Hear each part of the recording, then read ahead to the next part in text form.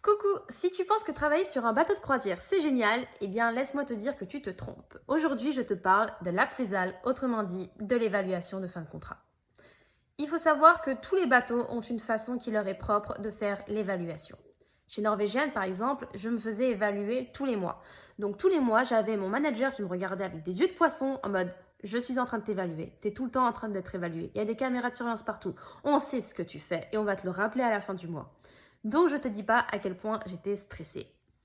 Après Norvégienne, je suis partie chez CFC, la compagnie française de croisière. C'est très différent chez eux, parce qu'on fait les évaluations à la fin du contrat. Est-ce que c'est mieux? Est-ce que c'est moins mieux? C'est deux façons de faire complètement différentes. Si tu veux, sur un bateau de croisière, quand tu signes pour 6 mois, tu peux facilement oublier que tu es là pour travailler et que tu n'es pas en vacances. C'est pour ça que Norvégienne avait cette capacité de me rappeler que j'étais pas chez moi tous les mois.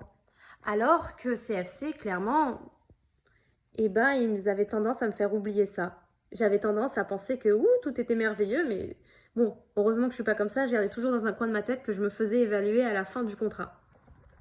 Voici à quoi ressemble une évaluation. Je te montre celle que j'ai eue sur CFC, c'est la dernière que je viens d'avoir. Tu peux mettre sur pause et prendre le temps de regarder, mais c'est comme ça que ça se constitue une évaluation chez CFC. En bas de la page, il y a marqué si je suis éligible ou pas pour revenir. Ça, c'est la partie la plus importante.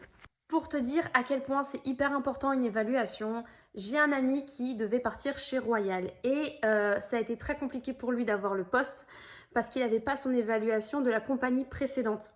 Il avait oublié de la demander, en tout cas c'est ce qu'il m'a dit.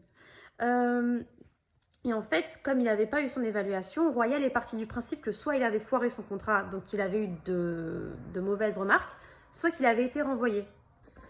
Voilà, si tu travailles sur un bateau de croisière, n'oublie pas que c'est pas une vie de rêve, que t'es pas en vacances, t'es là pour travailler.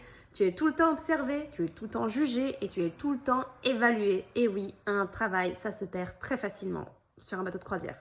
Ça se trouve très vite, mais ça se perd aussi très vite.